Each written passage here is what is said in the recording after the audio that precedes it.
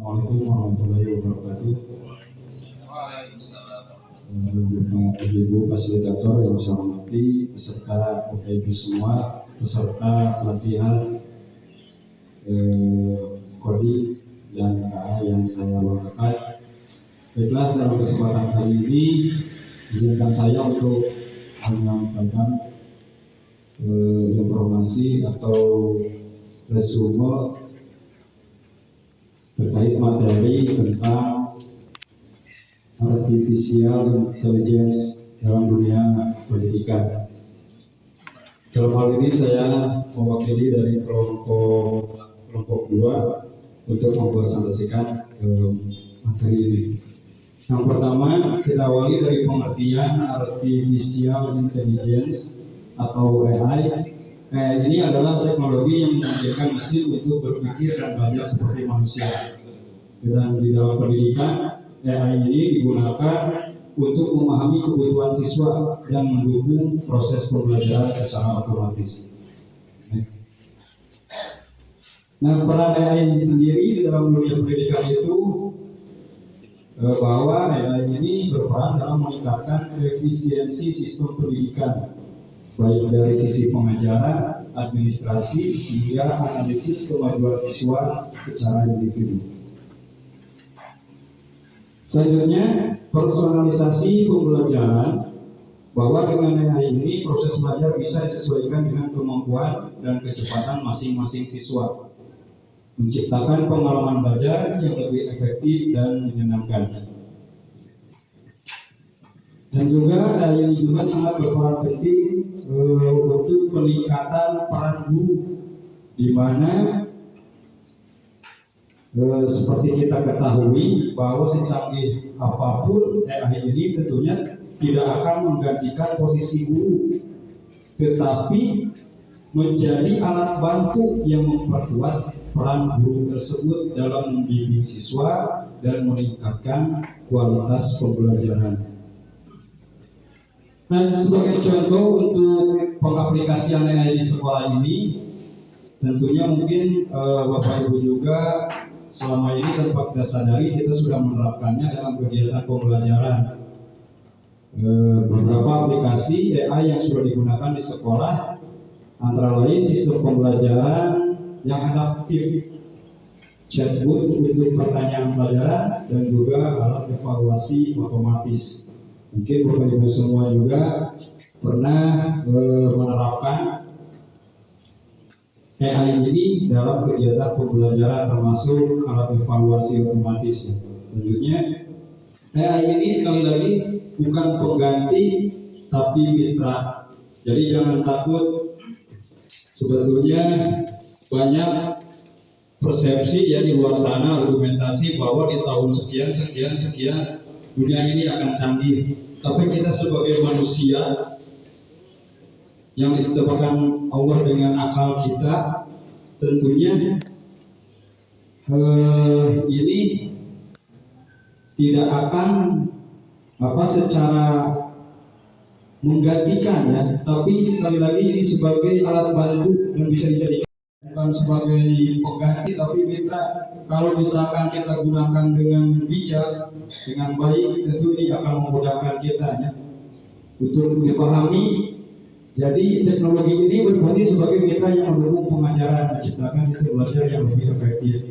Kalau misalkan kita dengan keterbatasan ilmu pengetahuan, harus kita sadari kita juga tentunya memerlukan banyak referensi sebagai pada akhirnya tujuan kita ya untuk mencapai tujuan pembelajaran. Dan dengan AI ini difungsikan dengan baik, maka harapan kita untuk mencapai tujuan pembelajaran tersebut bisa terbantu dan juga hasilnya nanti akan lebih maksimal.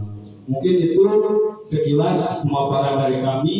Sekali lagi mohon maaf apabila pemaparannya kurang jelas ataupun sulit dimengerti. Adapun mungkin hal-hal yang bisa bermanfaat, itu semua teman-teman dari Allah Subhanahu wa Ta'ala. Terima kasih. Wassalamualaikum warahmatullahi wabarakatuh. Sadar bahwa AI itu adalah mitra ya, atau KA itu mitra, bukan sebagai pengganti nantinya ya. Jadi Ya mau nggak mau kita yang harus beradaptasi dengan KA, ya kecerdasan artifisial, ya kita harus mempelajari ya supaya bisa mengikuti perkembangan zaman. Baik, ada lagi kelompok satu ya, satu silakan satu mana? Oh satu ini ya, ini dua, satu belakang. Kelompok satu silakan. Dari kelompok satu kurang dan lebihnya kami mohon maaf. Akhirul kalam. Assalamualaikum warahmatullahi wabarakatuh. Bapak Ibu fasilitator yang saya hormati, juga panitia penyelenggara Kodim dan KA yang saya hormati, serta rekan-rekan peserta yang saya banggakan.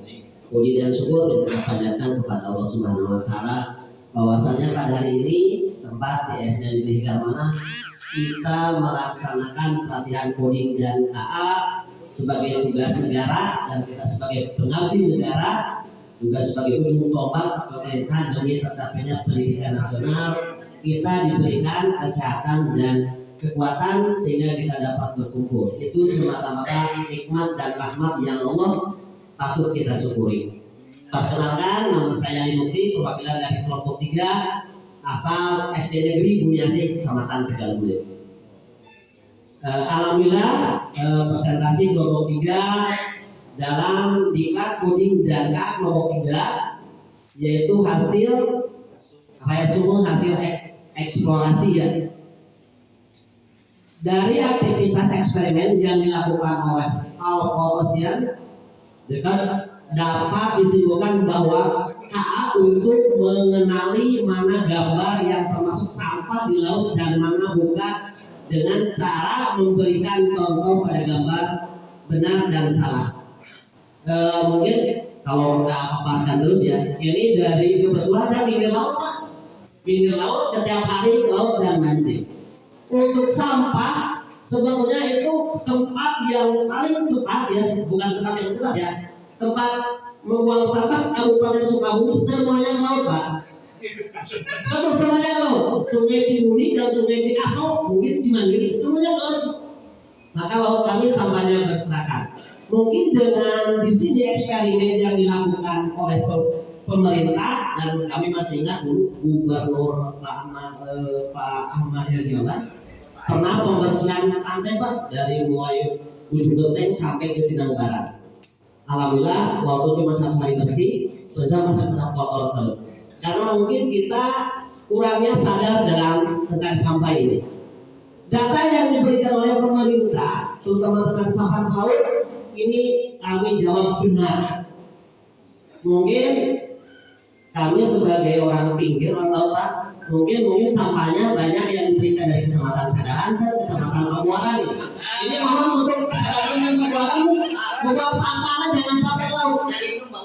Jadi kita sama Sungai Cimuni kalau tidak salah. Ya lanjut Pak, lanjut. Setelah belajar dari data yang kita latih, KA dapat membuat prediksi saat diberikan gambar baru, yaitu dengan membandingkan sini gambar baru tersebut dengan pola yang sudah dipelajari sebelumnya. Nah mungkin kita sebagai di sekolah, kita cerita saja ya Pak, sebagai di sekolah mungkin kita bisa ambil yang kemarin mau dibawa ke sana, mungkin kita buat tong sampah kepada penjaga sekolah, ataupun kita buat kelompok kalau bagus ya, kelompok anak, keterampilan anak, kalau buatkan tong sampah mau dari bambu, mau dari kayu, tolong buatkan kelompok 1 misalkan warna merah untuk sampah plastik, untuk warna kuning sampah bentuk kertas, misalkan untuk warna hijau sampah dari yang daun-daun. Kebetulan saya pernah berkunjung ke Pelabuhan Ratu, pas waktu itu ada pelatihan ada bank sampah, sampahnya itu kardus dan bekas plastik, dan aqua dan sebagainya. Itu lama-kelamaan bisa dijual jadi omset sekolah Bu. Kita tidak terasa ya, bahkan sampai buat ya kunjungan wisata kelas. Nah di sini kita bisa dibawa ke sekolah, sampah itu pakai pola ya. Misalkan tong sampah dari yang warna biru untuk organik, yang warna kuning misalkan sampah plastik ataupun kardus bekas itu kita kumpulkan. Mungkin kalau dari kelas 1 sampai kelas 6, apalagi yang sekarang lagi tren ini Bu, MBG 3 bulan sudah ini ya, kadang suka ada plastik-plastiknya itu kan yang namanya burger itu dikumpulkan atau kertasnya kita kumpulkan, mungkin bisa kita buat hasil ekonomi untuk kelas. Yang saya hormati Pak Hamid dan teman-teman yang saya banggakan. Sebelumnya ini kan kami juga di kelompok 4 untuk menyampaikan hasil resume dari modul 3.1 yaitu tentang kecerdasan artifisial. Saat ini sebenarnya mudah-mudahan kita pahamlah sedikit, mudah-mudahan namun ketika salah memang diteruskan.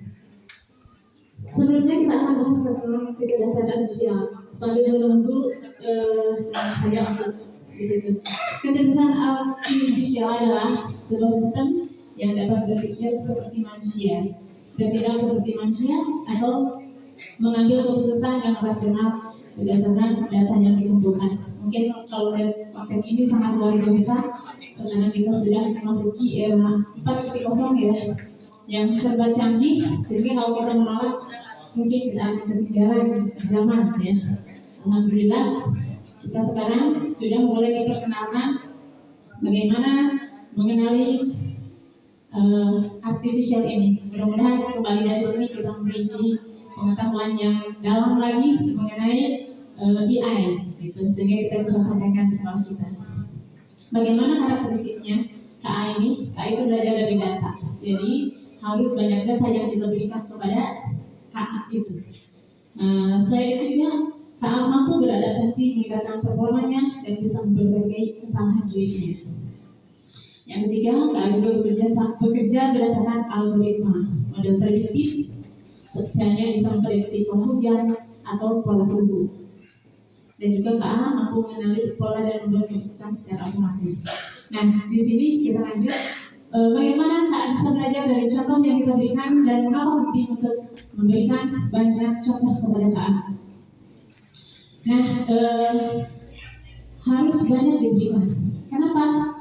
Karena memberikan banyak dan berikan contoh sangat penting agar KA tidak bias atau keliru dalam mengenali pola. Misalnya, jika hanya diberikan gambar ikan berwarna biru, KA mungkin tidak mengenali ikan berwarna merah sebagai ikan. Oleh karena itu, semakin beragam dan seimbang data latih yang diberikan, semakin akurat kemampuan KA dalam membuat prediksi terhadap data baru. Aktivitas ini menggambarkan pentingnya kualitas dan kuantitas data dalam bentuk sistem kecerdasan buatan yang adil dan dapat diandalkan. Next. Nah, selanjutnya juga setelah KA belajar dari contoh yang diberikan, bagaimana KA bisa membuat keputusan atau prediksi ketika diberi contoh baru. Nah, di sini nama saya Ruslan Abdul Majid, bisa dipanggil Ruslan. Saat Minkal SD Negeri 2 Surabaya, mewakili kelompok dolar, saya sampai lupa kelompoknya. Ya, baik. Studi kasus yang ada di lembaga kerja untuk modul 4 ini, yaitu Mira dan seorang ibu, yang dimana seorang Mira ingin mencoba aplikasi AI, ya, aplikasi AI yang si aplikasi tersebut itu mampu mempercantik wajah. Cuma suka gunakan. Mudah-mudahan Bapak Ibu di sini tidak ada yang menggunakan ya, karena itu pemalsuan. Lalu kemudian pertanyaannya, mengapa penting membaca aturan sebelum menggunakan aplikasi kecerdasan? Bapak Ibu sekalian, para pengembang atau yang membuat AI ini, kita tidak tahu siapa, ya kan? Kita nggak tahu orang mana yang nyuntik apa kan? Kalau mana orang Eropa, orang Sunda sebenarnya saya. Mudah-mudahan mungkin Pak Ali jadi pengembang. Karena kita tidak tahu ke depan atau niat dari si pengembang ini apa, maka yang paling utama kita harus membaca dari privasi kebijakan yang dihadirkan oleh aplikasi KA tersebut. Mungkin nggak ketika kita melakukan yang namanya pemotretan, dipoto selfie, wajah kita terekam, mungkin wajah saya terekam gitu ya, terus masuk ke datanya, iya wajah saya jadi tampan. Tapi mungkin nggak foto saya dipergunakan untuk hal-hal yang negatif. Contoh, pinjol, ujung-ujung lagi ke abdi. Mungkin nggak? Mungkin ya. Belanja Shopee, ujung-ujung datang barang kita bayar, ya kan? Bangun curcol. Jadi harus perhatikan privasi kebijakan.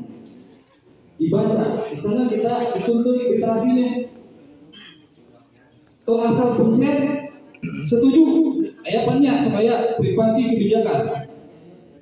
Berbeda karena wagah eta bacaan, padahal bacaan heula Bapak Ibu. Maha bahasa Inggris, Pak.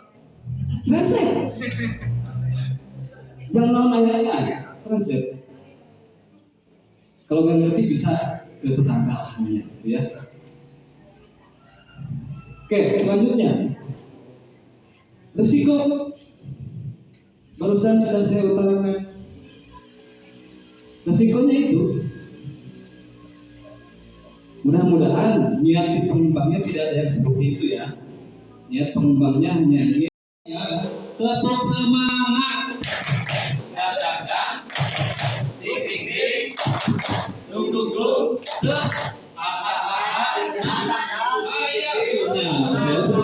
Sebenarnya saya sengaja biar salah berarti ada yang membetulkan. Oke, ready lagi ya. Siap. Tepuk semangat. datang, ding ding ding, dung dung dung, datang, ding ding ding.